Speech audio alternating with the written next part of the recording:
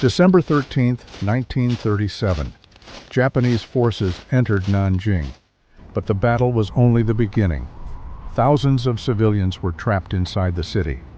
And over the following weeks, Nanjing witnessed killings, destruction, and horrific violence. Yet some people stayed behind. They documented what they saw in diaries, photographs, and reports. Their evidence would survive for generations. This is the true story of Nanjing, the city that never forgot. December 1937. The Japanese army was advancing deeper into China. After months of fighting, their forces moved toward Nanjing, the capital of the nationalist government. Chinese soldiers prepared to defend the city, but the situation was becoming desperate. On December 13th, Japanese troops entered Nanjing. Many Chinese soldiers were ordered to retreat, but thousands of civilians had nowhere to go. They crowded into streets, homes, temples, and a designated safety zone, hoping they would survive the fighting. Foreign residents and missionaries also remained behind. Some created the Nanjing Safety Zone, an area meant to protect civilians from the violence. But as Japanese forces took control of the city, fear spread rapidly. The fighting had ended. Yet for the people trapped inside Nanjing, the darkest chapter was only beginning. The battle for Nanjing was over, but the violence did not stop. As Japanese forces took control of the city, civilians faced terrifying uncertainty. Homes were searched, families were separated. Thousands of Chinese soldiers who had surrendered or been captured were taken away. Inside the Nanjing Safety Zone, civilians gathered wherever they could, hoping the area would protect them. But even there, fear continued to spread. Foreigners who remained in Nanjing began documenting what they witnessed. Among them was John Rabe, a German businessman who helped lead the safety zone. Missionaries, doctors, and teachers also kept diaries and wrote reports. Their records described killings, looting, destruction, and assaults. As the days passed, these eyewitness accounts became crucial evidence of what happened inside Nanjing. As the violence continued, a small group of foreigners refused to leave Nanjing.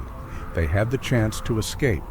Instead, they stayed behind to help civilians trapped inside the city. John Rabe became one of the central figures. Along with other foreign residents, he helped establish the Nanjing Safety Zone, where thousands of civilians searched for protection. They opened schools, homes, and other buildings as temporary shelters. Doctors treated the wounded. Volunteers distributed food and tried to keep families together. But protecting people was becoming increasingly difficult. Rabe and others repeatedly reported violence and demanded protection for civilians. At the same time, they kept detailed diaries and records. They wrote down what they witnessed, creating evidence that would later reveal the horrors inside Nanjing. As the weeks passed, the violence in Nanjing left behind a growing trail of evidence. Foreign residents recorded events in diaries and letters. Photographs captured the destruction and suffering around them. John Rabe wrote detailed entries describing what he witnessed. American missionary Minnie Vautrin worked inside the safety zone, protecting women and children who had nowhere else to go. Doctors treated the wounded. Volunteers recorded incidents and preserved the stories of survivors. Foreign journalists also reported what they saw. Their accounts eventually reached the outside world. These records were created by people living through terrifying events. Years later, their diaries, photographs, and reports would become crucial evidence of what happened in Nanjing. By the time the worst violence began to subside, Nanjing had been devastated. Families searched for missing relatives. Homes and businesses had been destroyed. Thousands of civilians had been killed, and survivors were left carrying painful memories. The foreigners who remained continued helping those in need. They treated the wounded, distributed food, and recorded testimonies. But the story of Nanjing did not end when the violence stopped. The evidence collected during those weeks traveled beyond China.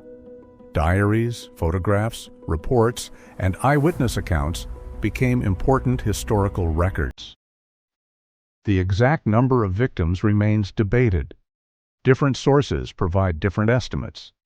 But the scale of suffering is not disputed, and its impact would remain with survivors for generations. The story of Nanjing did not disappear when the war ended. Survivors carried their memories for decades. Families remembered relatives who never returned. Diaries, photographs, and eyewitness accounts preserved what happened. John Rabe and Minnie Vautrin left behind records that documented what they witnessed. But remembering Nanjing is not only about numbers, it is about the people behind those numbers. Ordinary families whose lives were destroyed by war. The exact death toll remains debated, but the suffering recorded by witnesses remains an important part of history. Nanjing became a reminder of how quickly war can turn human lives into tragedy. Today, remembering Nanjing means remembering the people who lived through it and making sure their stories are never forgotten. If you want more true stories from history, subscribe to Everything Interesting World and stay with us for the next story.